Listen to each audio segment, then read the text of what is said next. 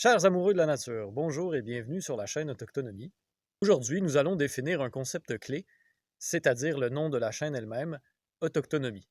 Alors, premièrement, le mot autochtone. Dans mes vidéos, quand j'emploierai le mot autochtone, ce n'est pas pour faire référence aux autochtones avec un A majuscule, c'est-à-dire les premiers peuples du territoire canadien, plutôt le terme générique autochtone en français, qui est à la fois un nom commun et un adjectif. Pour mes définitions, je me base principalement sur quelques dictionnaires que j'affectionne, comme Antidote, le CNRTL et des fois Wikipédia un peu aussi. L'expression autochtonomie, vous l'aurez compris, est une combinaison d'autochtone et d'autonomie. Se prends-tu pour Jésus, le smat? Ces deux mots-là sont d'origine grecque. Ils comprennent tous les deux la racine autos, qui signifie simplement soi-même, qui est réfléchi sur soi, ktonos, qui renvoie à la terre, et nomos, qui renvoie aux lois, aux règles. Autochtone, pour les Grecs, renvoie au mythe de la création des êtres humains, c'est-à-dire aux personnes mêmes qui sont issues de la terre. Beaucoup d'autres mythologies mentionnent l'origine de l'être humain comme venant de la terre, de l'argile, de la pierre, comme en Mésopotamie, ce qui est très intéressant car pour moi, la terre est l'élément qui est l'image la plus concrète du monde matériel, tout simplement. Selon les dictionnaires que j'ai mentionnés, un autochtone est une personne qui habite un territoire sur lequel elle est née et dont les ancêtres l'ont aussi habité. On peut aussi dire carrément que les autochtones sont des personnes qui occupent un territoire depuis des temps immémoriaux. Personnellement, la question que je me pose, c'est à partir de quand une personne devient autochtone, c'est-à-dire à partir de combien de générations. On pourrait dire 7, on pourrait dire 1000, ce qui décide. Autochtone, comme adjectif, renvoie aussi à tout être qui habite un territoire, c'est-à-dire une plante, un animal ou un être humain. Donc, il y a bien du vent ici. J'adore la musique du bruissement des feuilles. Maintenant, ce que moi j'entends par autochtone, c'est la capacité à vivre avec son territoire, dans son territoire, à vibrer avec son territoire, sa terre. C'est le sentiment d'appartenance qu'une personne peut avoir avec sa terre. C'est aussi de partager le même esprit que le territoire qu'une personne autochtone va habiter. En Wendat, quand on fait une prière de remerciement, on a une phrase qui va comme suit: Onhwa son hiwa nihionkat, qui veut dire carrément maintenant nous ne formons qu'un même esprit, ou nous ne partageons qu'un même esprit. Je pense que ça illustre très bien la relation d'un autochtone avec son territoire. Quand j'utilise un déterminant possessif, en fait, je l'entends plus comme un déterminant d'appartenance.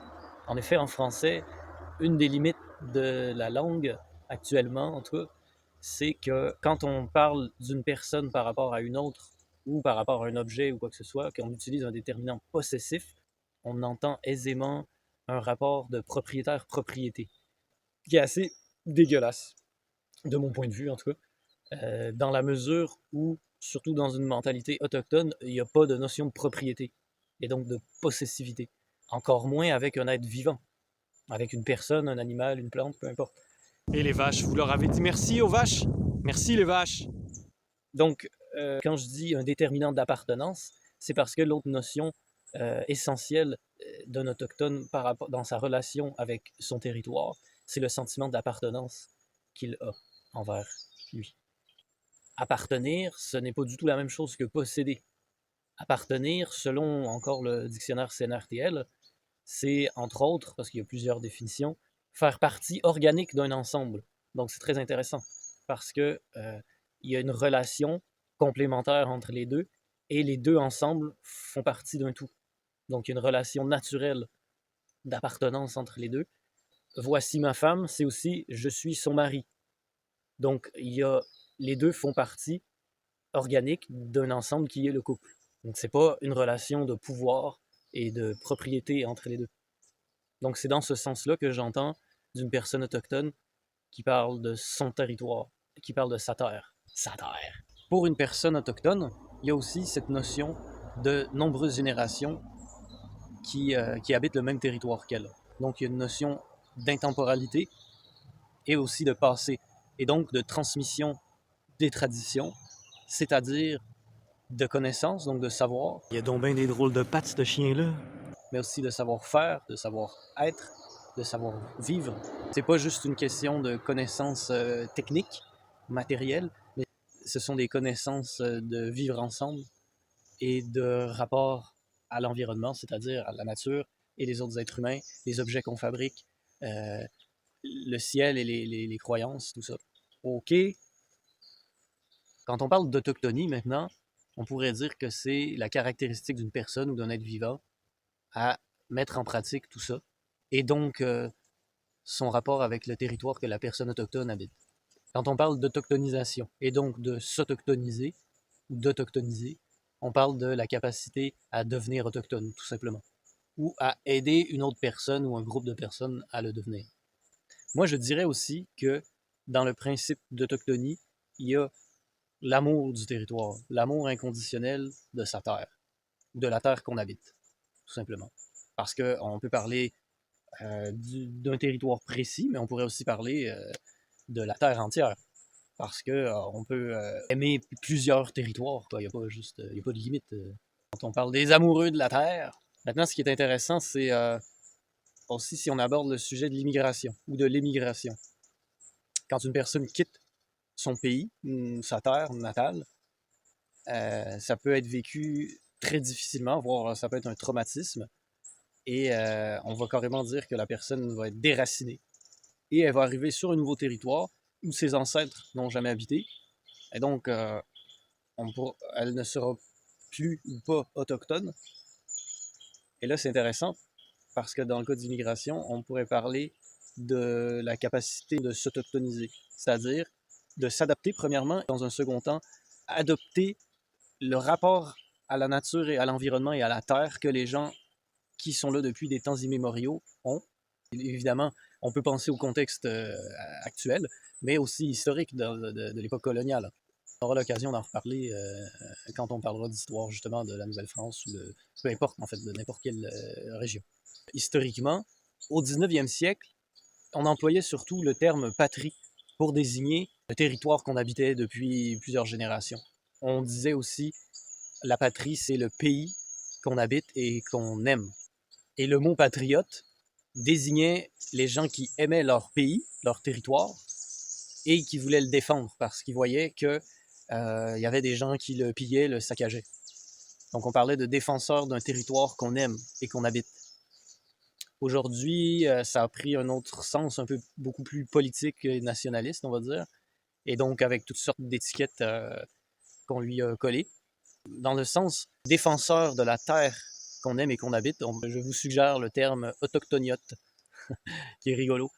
Mais voilà, l'idée, c'est plus de défendre l'amour qu'on a pour son territoire. Quant à autonomie, donc autos nomos, c'est la capacité de se gouverner soi-même et d'appliquer ses propres lois. Il y a aussi le mot autonomisation qui est très intéressant, qui est une traduction que j'affectionne particulièrement du mot anglais empowerment.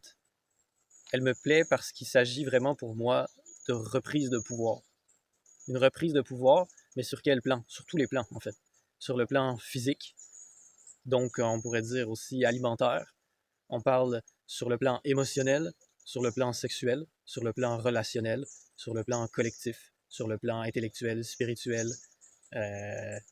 Nommez-les, il y en a bien d'autres encore, d'amour propre. Et aussi, bien évidemment, politique. Et qui dit prise de pouvoir, dit bien sûr prise de responsabilité. Et ça, c'est peut-être la notion la plus importante. Parce qu'on sait tous qu'on a du pain sur la planche, que c'est beaucoup de travail personnel et collectif. Pour moi, il y a donc une notion très importante de self-respect en anglais, du respect de soi. On peut aussi parler pour un groupe, et donc de dignité. Si on résume tout ça, l'autochtonomie, si j'avais à donner une définition, ça serait la capacité d'une personne à reprendre son pouvoir et à retrouver sa dignité en tant qu'enfant de la Terre et d'un territoire. Et donc qui retrouvent leur pouvoir, leur autonomie, en retournant à la Terre. En plus, ça commence par la lettre A. Si j'ai créé cette chaîne, c'est donc parce que c'est ce que je suis, dans tous les sens du mot, et c'est ce que je vous souhaite à tout le monde. Donc voilà, j'espère sincèrement et profondément que de partager avec vous toutes ces réflexions et ces observations et ces expériences-là vous aideront sur votre chemin. Si vous souhaitez une vidéo qui parle précisément du cas des Autochtones au Canada et que je vous explique c'est quoi la terminologie, c'est-à-dire Autochtones, Premières Nations, Amérindiens, tout ça, faites-le moi savoir dans les commentaires et je vous en parlerai avec plaisir. N'oubliez pas évidemment de me laisser un super pouce vers le haut. Et petit pouce! Et de vous abonner à la chaîne. Dans les prochaines vidéos, je poursuivrai mes définitions de concepts clés comme l'indigéniosité. Sur ce magnifique décor et ce magnifique vent, je vous dis que la nature qui nous entoure et qui nous habite vous bénisse. Au revoir, à bientôt. Piou, piou, piou!